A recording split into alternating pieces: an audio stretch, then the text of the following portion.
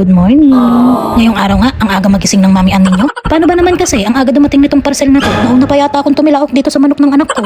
O diba, ang laki na nila? Sisiw lang yan dati. Abay, natural.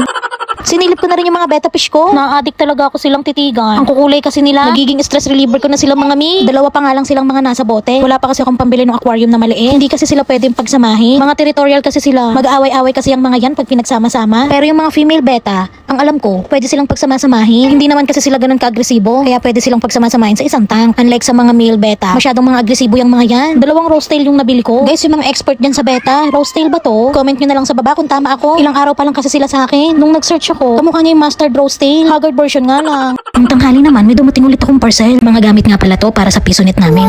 Kinahaponan naman, dumating na rin yung parcel ko para kay asawa. O diba, tuwan-tuwa siya. Car seat nga pala ito, guys. In-order ko lang yan online.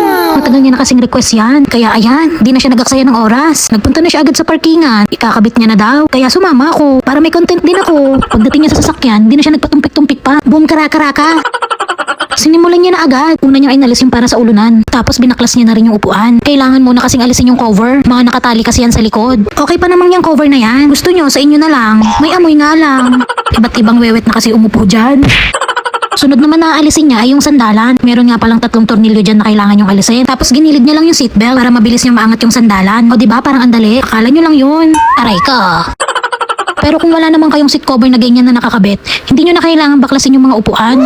Kasi ipapatong na lang naman yung seat cover na binili ko. At para may ambag naman ako sa videong to, ako na yung nag-unbox para makita ko rin kung quality ba yung nabili ko. At di kami makapaniwala. Sobrang solid nung nabili ko. Wow! Leather na leather. Sobrang kapal pa. Tapos ang ganda niya talaga sa personal. Alam nyo bang nakuha ko lang yan ng 1.7 plus? 2,200 plus kasi talagang original price niyan. Eh may free voucher na 25%. Tapos free shipping fee pa. Sabi ko kay asawa, bayaran niya na lang ako ng 2,200. Hindi niya alam, 1.7 lang yan. Tapos naka-pay later pa ako. 6 months to pay. Okay lang yan. 5 oras na biyahe niya lang namang yung 2,200 na yan. Basic. Tapos yung ibabayad niya, gagamitin ko sa negosyo namin para umikot pa. Mindset ba? Mindset. Ganun kasi talaga ako. Bakit ko pa babayaran ng cash kung pwede namang installment? Isipin nyo from 2,200, 1.7 ko na lang nakuha. Eh di parang wala na ring interest fee. 6 months to pay pa. Binaklas niya ulit yung upuan para ipitin yung mga garter sa ilalim. This time sabi ko, mag-aircon kaya tayo. Sabi niya naman, sige, ikaw mag-start. Kinilig naman ako. Gusto ko kasi talaga matutong mag-drive. Kaya in-start ko agad. Baka magbago pa yung isip eh. Tuturuan niya na lang daw ako mag-drive after ng chemo session ko. Baka daw kasi pag ngayon niya ako tinuruan, bigla daw akong kumbulsyonin. Uy! Tarantado!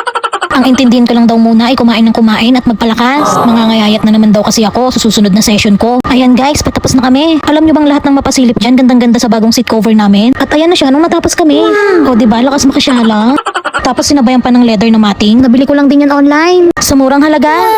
O siya, kung gusto niyo rin ito, ilalagay ko na lang yung link sa comment section. Okay na to. Gabo!